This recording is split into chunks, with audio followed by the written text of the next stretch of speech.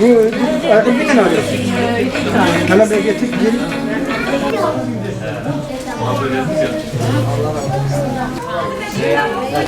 Tamamdır. Tamamsa aşağı gidebilirsiniz. Tamam bir tane al.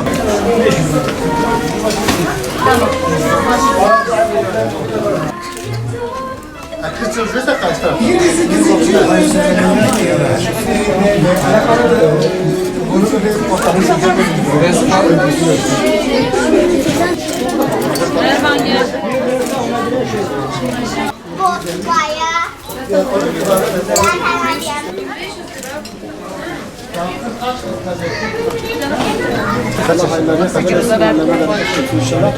Allah selamet ederken.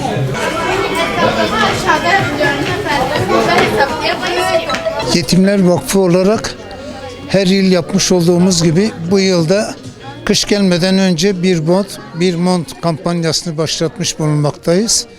Hayırseverlerin yardımıyla kış gelmeden çocukların ayakları üşümesin, kendileri üşümesin diye böyle bir kampanyaya başlattık.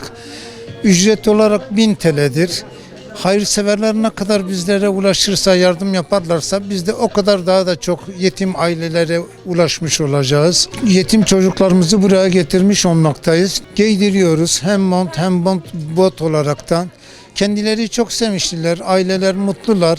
Ne kadar bize hayırseverler ulaşırsa daha da çok yetimleri sevindirmiş olacağız. Allah hayırlarını kabul eylesin. Daha da devamını bekliyoruz.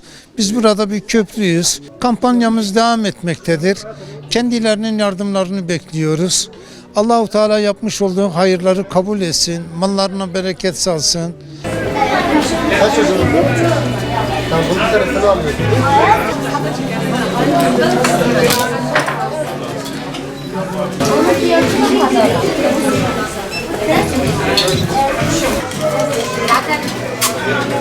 Parasını